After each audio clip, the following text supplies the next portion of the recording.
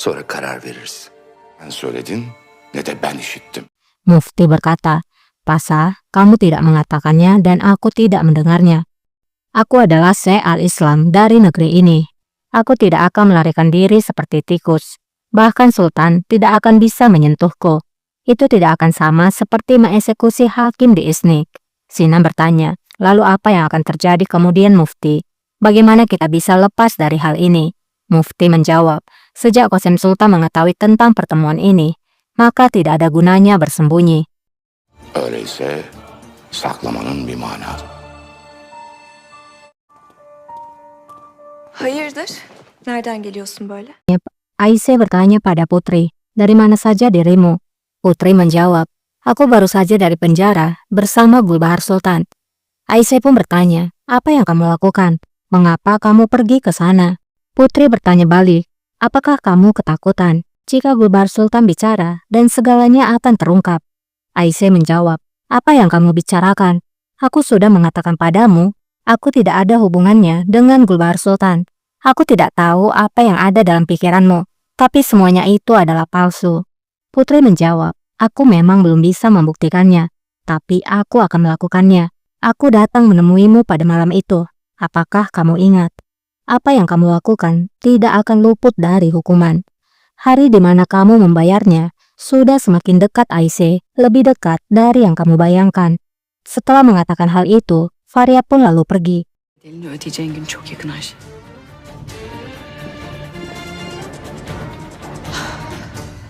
Dada Aisyah seakan mau meledak.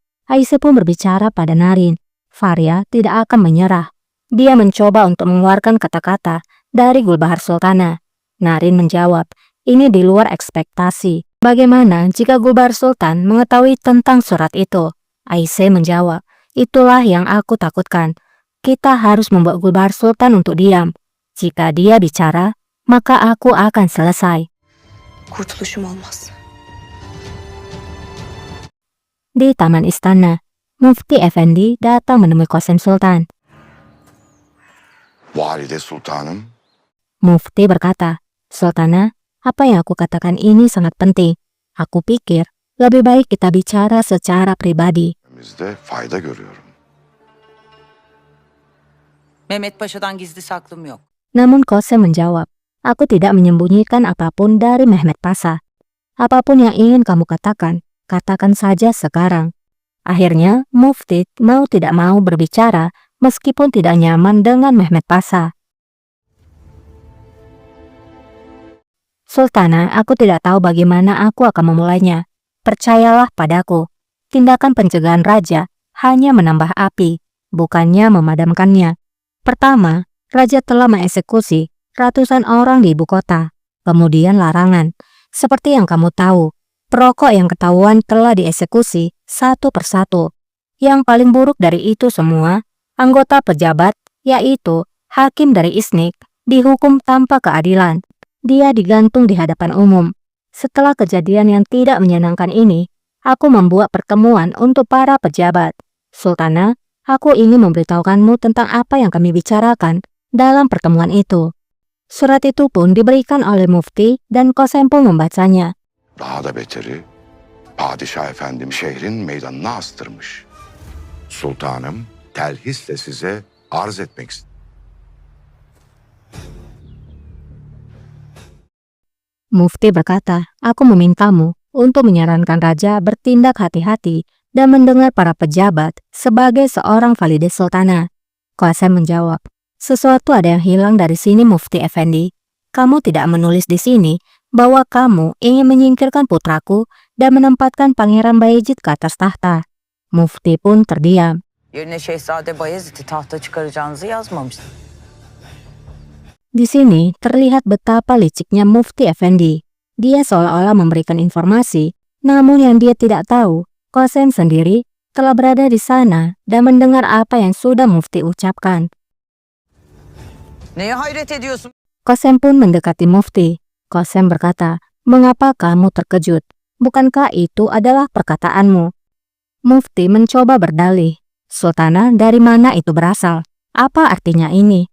Qasim menjawab, kamulah yang harus menjawabnya. Karena aku berada di sana, aku mendengarnya. Tidak ada penjelasan untuk pengkhianatan. Apa yang harus dilakukan akan segera dilakukan. Aku sudah mengirimkan surat pada putraku. Putraku akan datang.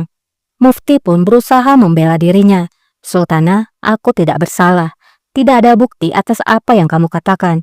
Saranku padamu, jangan melawan para ulama dengan tuduhan palsu ini.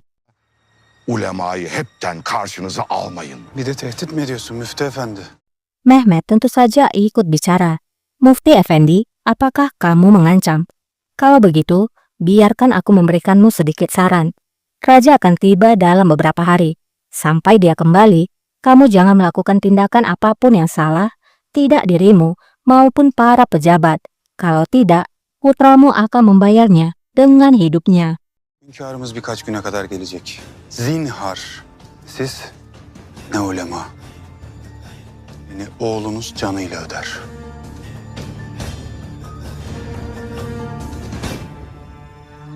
Di lain sisi, Halil akhirnya tiba dan bertemu dengan raja.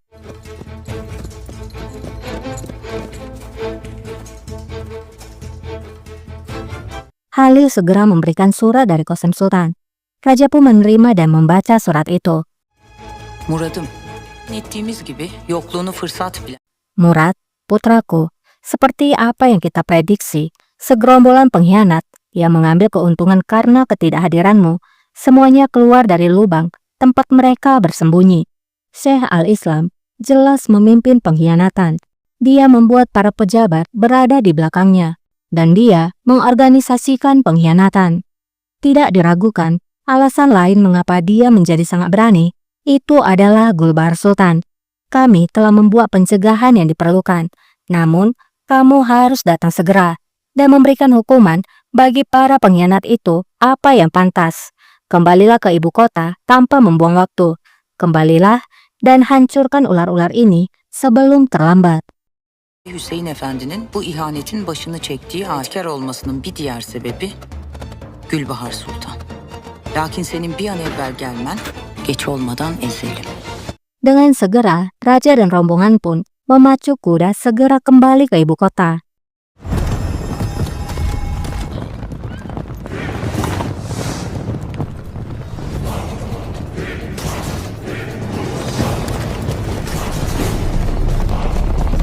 Singkatnya, raja sudah tiba di ibu kota.